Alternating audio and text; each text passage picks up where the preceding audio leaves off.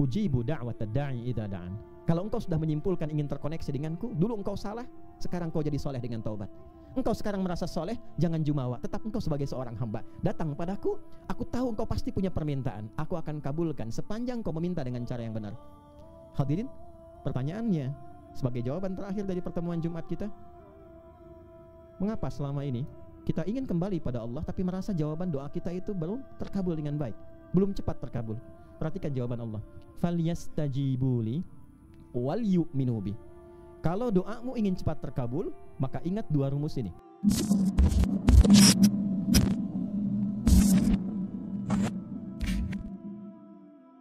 Hadirin, di antara fitrah yang Allah lekatkan pada setiap hamba ketika tercipta adalah fitrah kebertuhanan, yang diantaranya ditunjukkan dengan kebutuhan makhluk terhadap Khalik. Ekspresi akan kebutuhan ini ditampilkanlah dalam apa yang sering kita sebut dengan doa. Maka doa di dalam Islam bukan sekedar gambaran akan ekspresi permohonan, ungkapan kebutuhan dari sosok yang rendah kepada yang tinggi, tapi sekaligus mengkonfirmasi keberhambaan kita dan kebertuhanan kita kepada Allah Subhanahu wa ta'ala. Ketika seseorang berdoa, ini menunjukkan dia adalah makhluk. Ketika seseorang berdoa, ini menegaskan bahwa dia punya kebutuhan. Dia makhluk, butuh kepada Khaliq. Untuk itulah doa digolongkan oleh Al-Quran kepada bagian ibadah, yang sekaligus menunjukkan kebertuhanan dan keberimanan kita kepada Allah Subhanahu wa ta'ala. Berfirman Allah menegaskan tentang makna ini di dalam surah Ghafir, surah ke-40 di ayat ke-60. Allah Subhanahu wa ta'ala berfirman, ba'da a'udzubillahi minasyaitonir rajim, bismillahirrahmanirrahim, wa qala rabbukum ud'uni astajib lakum innal ladzina yastakbiruna an ibadati sayadkhuluna jahannama dakhirin. Dan Rabbmu sekalian berfirman, menegaskan, menyampaikan, ud'uni, berdoalah kepadaku, ekspresikan kebutuhanmu, sampaikan keperluanmu, dan bentuknya spesifik. Ini menunjuk pada bentuk personal Allah Subhanahu wa ta'ala, untuk menunjukkan bahwa doa yang spesifik itu, doa yang peluang terbesarnya terkabul itu, doa yang sejatinya harus ditujukan itu adalah doa yang sesungguhnya perlu kita sampaikan pada objek yang satu, yaitu yang dipertuhankan, Allah Subhanahu wa ta'ala.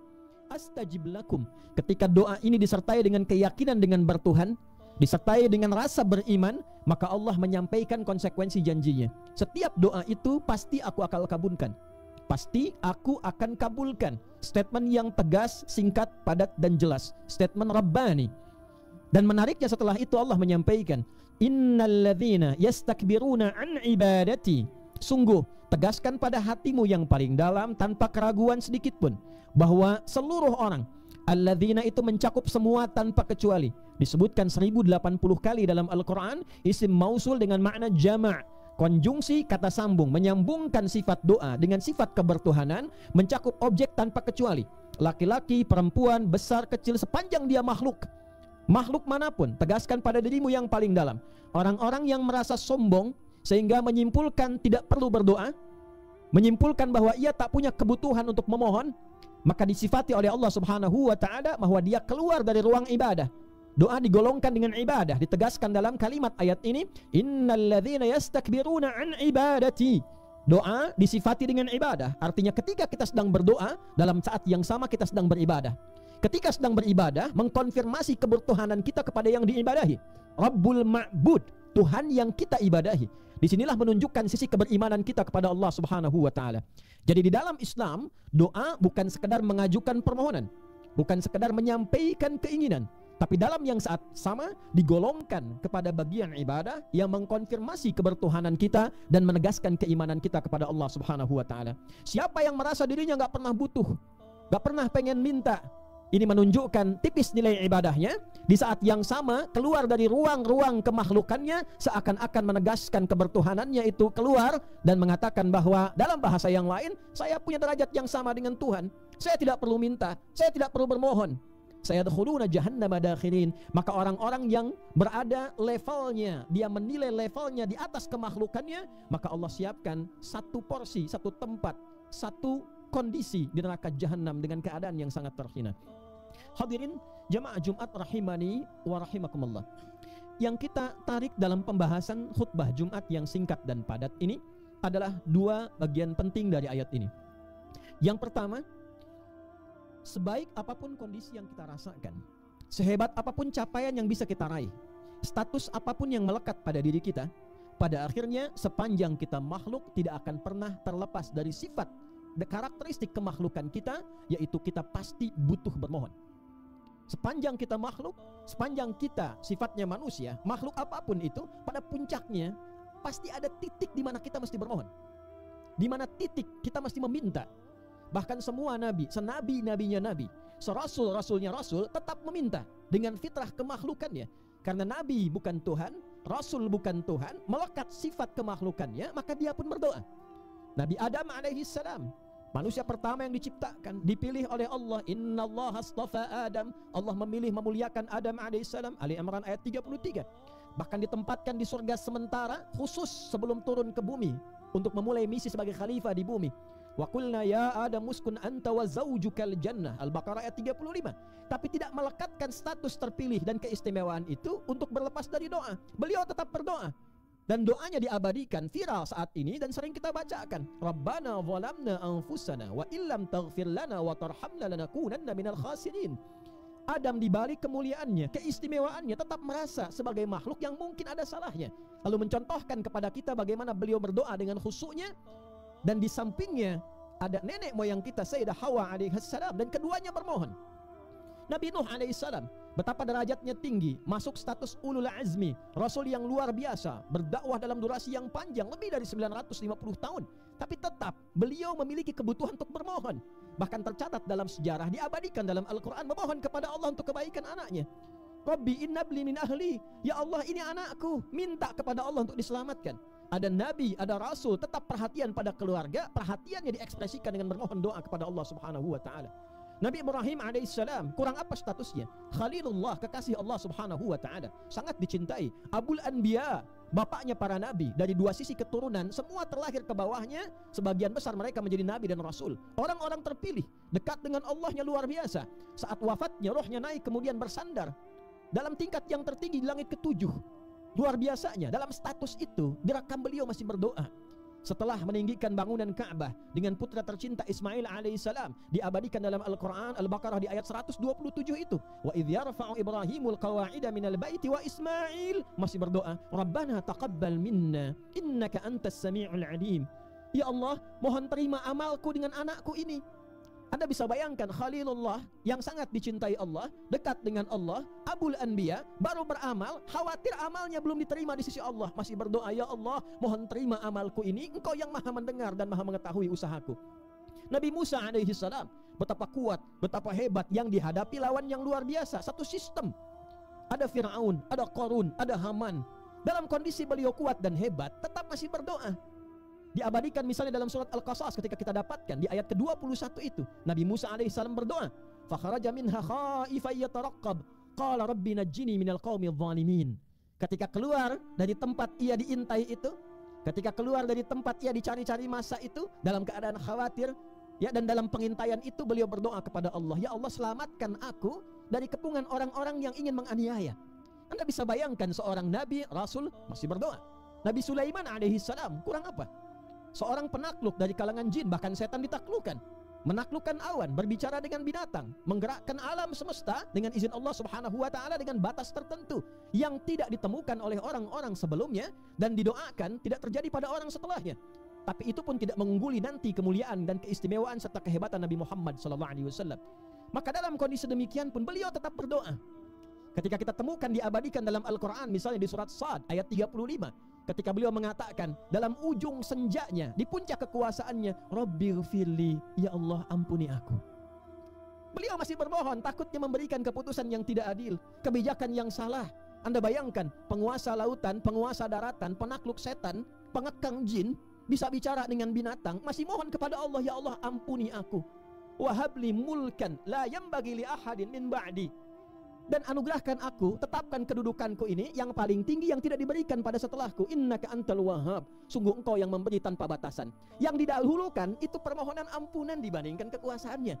Karena dikhawatirkan punya kuasa yang melahirkan kesalahan dan tidak mendapatkan ampunan Allah Subhanahu wa ta'ala. Nabi Isa alaihi salam, luar biasanya, mukjizatnya, tangannya dengan izin Allah mengurap menyembuhkan penyakit, dipanggil dengan izin Allah memanggil, dengan izin Allah biiznillah, yang meninggal kemudian bisa hidup kembali dengan izin Allah, tapi tetap menegaskan bahwa beliau makhluk, beliau bukan Tuhan.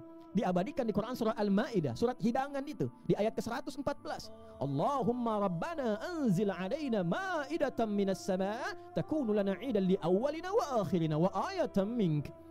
Masih bermohon, ya Allah, dengan segala ketawaduanku sebagai makhluk, aku hamba-Mu, murid-muridku minta pembuktian aku sebagai nabi dan rasul. Mereka minta hidangan dari langit, ya Allah turunkan hidangan dari langit sebagai tanda bahwa Engkau Tuhan, aku hamba. Engkau Tuhan, aku Rasul-Mu. Maka diturunkan oleh Allah Subhanahu wa ta'ala. Nabi Adam berdoa, Nabi Nuh berdoa, Nabi Ibrahim berdoa, Nabi Musa berdoa, Nabi Isa berdoa, Nabi Ayub diuji dengan sakit berdoa, Nabi Yunus masuk ke perut ikan yang besar berdoa. Nabi Muhammad sallallahu alaihi wasallam mengakumulasi seluruh doa yang disampaikan para nabi, ditunjukkan dalam kehidupan, dipraktekkan dalam kehidupan kita selama 24 jam, sehingga Anda tidak akan pernah menemukan umat di muka bumi yang setiap aktivitasnya beriringan dengan doa kecuali umatnya Nabi Muhammad SAW. Bangun tidur kita sudah punya doa, berpakaian kita punya doa, makan kita punya doa, doa makan dan setelah makan berbeda doanya, masuk ke toilet kita punya doa, keluar toilet kita punya doa, masuk masjid kita punya doa, keluar masjid kita punya doa. Dulu orang doa terbatas, umat Nabi Muhammad spesial, seluruh bagian aktivitasnya melekat doa di dalamnya untuk mengkonfirmasi bahwa Nabi saking cintanya kepada kita menginginkan setiap aktivitas kita selalu tersambung dengan Allah dan menegaskan bahwa kita adalah makhluk. Jadi semua gerak langkah kita ibadah. Makan jadi ibadah, minum jadi ibadah, bekerja jadi ibadah, berumah tangga jadi ibadah, berpakaian jadi ibadah. Tidak ada satupun kegiatan umat Nabi Muhammad SAW kecuali di dalamnya terletak nilai-nilai ibadah. Dan menariknya, ketika ini dipraktekkan, seluruh kegiatan dikoneksikan dengan sifat kebertuhanan kita kepada Allah. Apa jawaban Allah? Astajib lakum. Aku akan jawab seluruh harapan dan kemudahanmu. Anda bekerja bukan hanya sekedar datang, tingkatkan kemampuan, keluarkan kepakaran, tapi diisi dengan muatan doa terbaik. Harapannya dikoneksikan dengan kebermohonan kepada Allah. Minta kemudahan, minta kelancaran, minta perlindungan, minta kebaikan. Apa jawab Allah? Astajib lakum. Aku kabulkan. Aktivitas kehidupan dunia berubah rutinitas yang diiringi dengan doa untuk terkoneksi dengan Allah, maka berubahlah rutinitas menjadi ibadah. Maka jika semua dilakukan karena Allah menjadi ibadah, ibadah itu jangan dipersepsikan dengan hal yang sempit. Hanya sholat saja, tidak saudara. Hanya baca Quran saja, tidak. Spesial umat Nabi Muhammad, semua aktivitasnya ibadah. Dan rahasia di balik itu bukan ingin membebani kita, ringan. Niatkan karena Allah, makan karena Allah, jadi suami karena Allah, jadi ayah karena Allah, bekerja karena Allah. Kalau Anda koneksikan, apa jawaban Allah? Astajib lakum. Semua harapanmu, semua cita-citamu, selama itu baik untuk duniamu dan akhiratmu, pasti aku jawab. Silahkan Anda cek, hadirin. Tidak ada satupun umat Nabi Muhammad yang ngaji dengan Rasulullah, semua profesinya, kecuali mereka sukses. Anda boleh cek dengan profesi apapun. Yang pebisnis sukses, yang pengajar sukses, yang birokrat sukses, yang karir di militer sukses, karir di kepolisian, kalau istilah kita sekarang Kamtibmas sukses. Tidak ada satupun sahabat Nabi yang tidak sukses. Semua sukses. Astajib lakum. Sekarang pertanyaannya, sampai kita duduk mendengarkan khutbah ini di Jumat, sudahkah seluruh aktivitas kita menjadi ibadah? Memandang kita ibadah, bicara kita ibadah, mendengar kita ibadah, bekerja kita ibadah. Atau jangan-jangan selama ini semua kegiatan kita hanya rutinitas saja. Lalu setelah kita mendapatkan kesulitan, baru keluar minta, ya Allah mudahkan, ya Allah ringankan. Lalu kemudian Anda menyimpulkan, ya Allah kok belum dijawab juga, ya Allah kok belum terkabul juga. Allah tanya balik, Anda minta itu dengan niat ibadah atau bukan? Minta proyek Anda dilancarkan itu niatnya untuk ibadah atau cari dunia semata? Kalau cuma cari dunia, jangankan Anda yang belum beriman pun minta juga. Maka yang berlaku bukan hukum Rabbani, yang berlaku hukum kauni. Hukum kauni itu hukum umum yang Allah lekatkan dalam kehidupan, yang bila dikerjakan hukum Allah berlaku. Contoh, Anda kalau belajar pasti pintar. Jadi untuk pintar tidak diperlukan iman. Yang penting Anda belajar serius, Anda pintar. Jangan Anda katakan, ya Allah dia gak beriman, kenapa pintar? Dia belajar, saudara. Itu namanya hukum kauni. Iman menjadikan kepintaran dibimbing oleh takwa sehingga berkah. Itu bedanya. Itu hukum Rabbani. Anda ingin kaya. Kaya itu pasangannya bukan iman. Anda kerja keras, Anda serius, Anda benar kerja, Anda kaya. Jangan Anda katakan, ya Allah dia gak beriman, kenapa kaya? Saudara, dia kerja. Dia serius. Dia sungguh-sungguh. Allah lekatkan kejujuran, Allah lekatkan di situ keberanian, Allah lekatkan di situ kesungguhan. Itu hukum kauni namanya.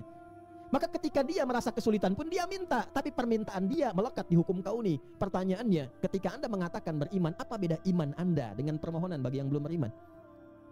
Karena itu yang pertama Nabi ajarkan kepada kita, sehingga nanti capaiannya akan melampaui orang-orang yang bahkan hadir di kehidupan tapi dia belum beriman. Anda silahkan cek, bagi Anda para pebisnis, silahkan Anda cek, keluarkan valuasi para sahabat yang berbisnis di masa Nabi, dan cek asetnya berapa dinilai bila sekarang. Itu terjadi. Seorang Abdurrahman bin Auf saja kurang lebih ada yang menghitung itu 14.000 triliun satu orang. Dan ketika merubah pola kerjaannya diniatkan sebagai ibadah, sekaligus bakal pulangnya. Itu yang menjadikan doa itu cepat terkabul. Karena koneksinya nyambung. Bukan saat sulit saja baru merasa diuji. Gak pernah sekolah pengen ujian. Hadirkan pada diri kita. Maka turunlah kemudian kalimat pamungkasnya.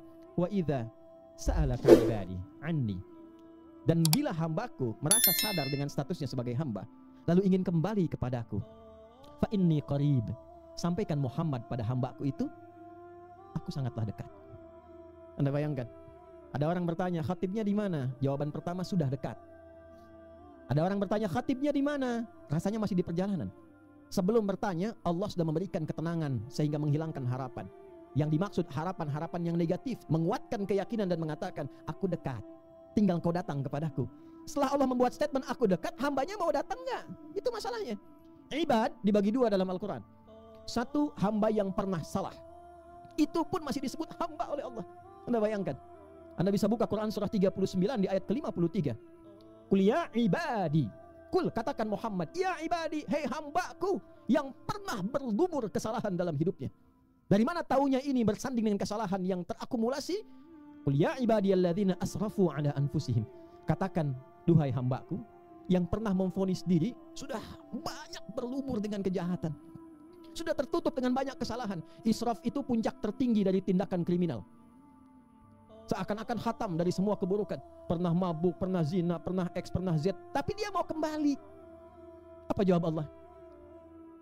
Laisa kamitslihi syai'. Anda seorang ayah, ada anak, buruknya luar biasa, membuka aib keluarga, bikin onar sana sini, tiba-tiba dia pengen pulang ke rumah. Apa Anda katakan, silahkan pulang nak, Bapak maafkan? Atau Anda katakan, masih berani pulang kamu? Allah laisa kamitslihi syai'. Karena Tuhan bukan makhluk, Allah mengatakan dengan sifat Rahman dan Rahimnya, la taqnatu min rahmatillah. Hambaku, engkau jangan menyimpulkan putus asa dari rahmatku, cepat balik sini. Innallaha yaghfiru dzunuba jami'a. Kalau engkau sadar pengen berubah, seluas apa engkau simpulkan dosamu kepadaku, aku ampuni seluruhnya sebelum engkau menyadarinya. Jami'a, semuanya. Jadi yang salah Allah berikan solusi sehingga menjadi baik. Ibad yang kedua, ibad yang memang kebiasaannya sudah soleh, pekerjaannya baik, kata-katanya baik, itu pun tetap pasti punya kebutuhan. Jangan disimpulkan kalau sudah soleh itu nggak berdoa. Tidak, pasti Anda berdoa, minimal untuk akhirat Anda, kubur Anda, kenyamanan Anda. Maka Allah berikan rumus cepat sekaligus menutup khutbah singkat di kali ini. Ujibu da'watad da'i idza da'an.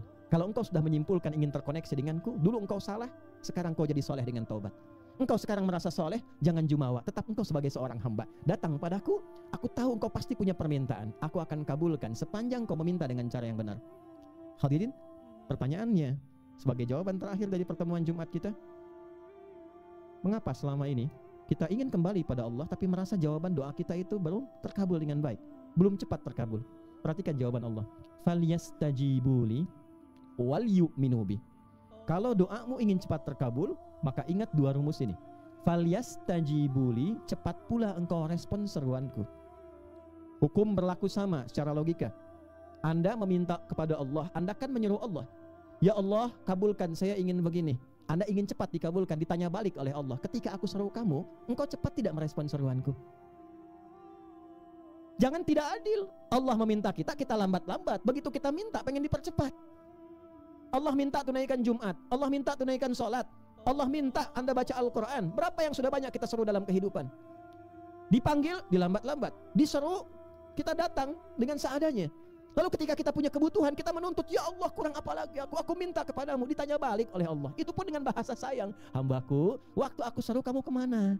Sekarang kamu pengen minta, pengen cepat dikabul. Coba belajar tata dulu pola hidup yang benar. Anda pimpinan, ada karyawan, nuntut kepada Anda, minta diberikan bonus. Sementara ketika Anda minta kerjakan sesuatu, dia selalu lalai, datang terlambat, gak pernah serius. Tiba-tiba datang minta tuntutan kepada Anda, Pak, saya punya kebutuhan, tolong hari ini ya Pak. Kemana kabulkan? Allah tanya balik. Wal yu'minu bi, yang kedua, berdoalah pakai iman. Berdoa pakai iman. Cara berdoa pakai iman jangan hanya disimpulkan dengan yakin Allah akan mengabulkan, itu standar. Iman dipasangkan di Al-Quran dengan amal soleh. Jika doa Anda ingin cepat dikabulkan, maka awali dengan amal soleh, setelah itu Anda berdoa.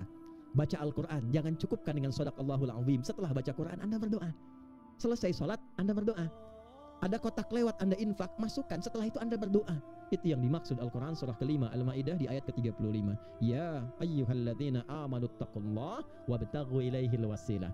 Hai orang-orang beriman, tingkatkan takwamu kepada Allah. Meningkatkan takwa itu dengan amal soleh, dan carilah dengan takwa berupa amal soleh itu sebagai perangkat untuk mengabulkan harapan dan doa-doamu.